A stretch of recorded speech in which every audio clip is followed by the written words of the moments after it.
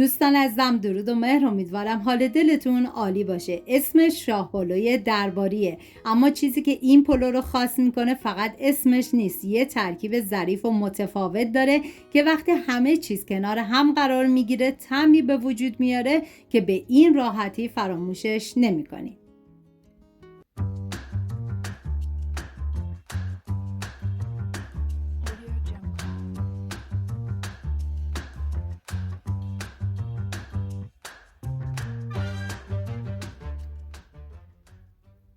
نیاز به 350 گرم مرغ داریم که من از ران مرغ استفاده کردم. ادویه‌ها شامل پودر تخم گشنیز، نمک، پاپریکا، زردچوبه و فلفل سیاه که پودر تخم گشنیز و زردچوبه 1 قاشق چایخوری، بقیه ادویه‌ها 1 قاشق مرباخوری.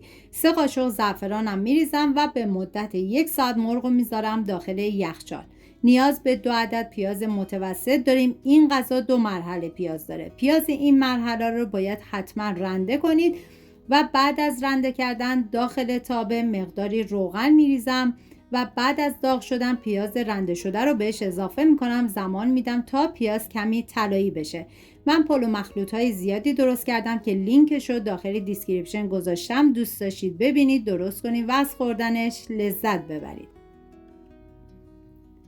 بعد از اینکه پیاز طلایی شد، بعد از 1 ساعت مرغ از یخچال خارج کردم. روی پیازها میچینم و 1 قاشق چایخوری جوز هندی میریزم که این جوز هندی رو اصلا هضم نکنید چون طعم مرغ رو فوق العاده خوشمزه تر میکنه.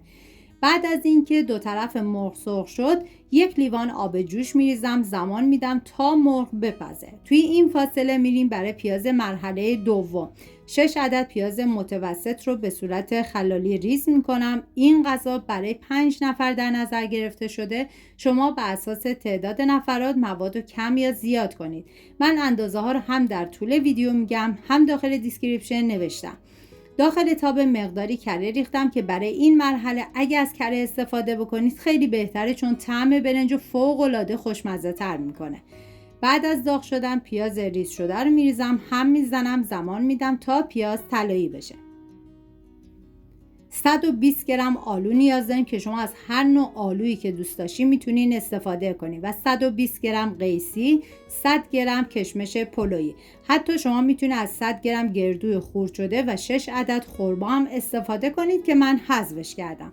بعد از اینکه پیاز طلایی شد، مواد رو بهش اضافه میکنم، هم میزنم. درب تابه رو میذارم به مدت 5 دقیقه با حرارت کم تا این مواد کمی نرم بشه. واقعا جای تک تک شما دوستان عزیز خالی. من هرچه از عطر و طعم این شاه پلو بگم کمه.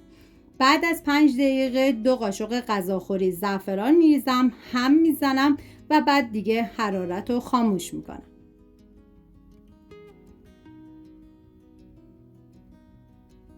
میریم سراغ مرغ. وقتی که مرغ پخت و به روغن افتاد باید حرارت رو خاموش کنیم. میریم برای آماده کردن مواد زعفرونیمون.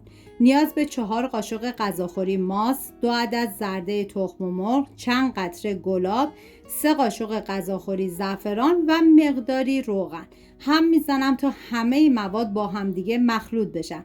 این ترکیب شیرین و ملس در کنار عطر زعفران و مرغ خوش رنگ یه طعم فوق‌العاده و دلنشین و مجلسی به شاه پلو میده.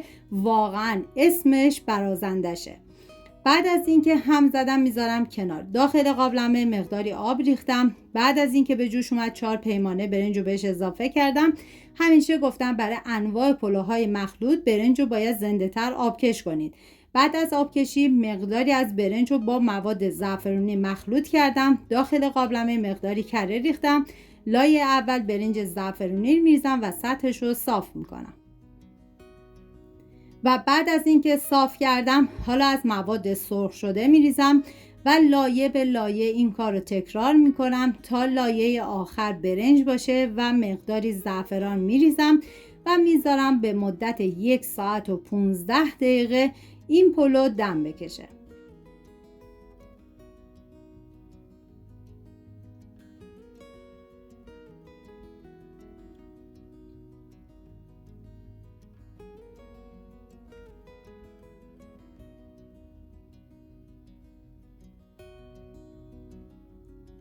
امیدوارم این شاه پلوی درباری رو درست کنیم و از عطر و طعمش کنار عزیزانتون لذت ببرید. اگر این ویدیو رو دوست داشتین خوشحال میشم با لایک و همراهیتون از من حمایت کنید. سپاس از همراهی همیشگیتون. تا ویدیوی بعدی مراقب خودتون و خوبی هاتون باشید.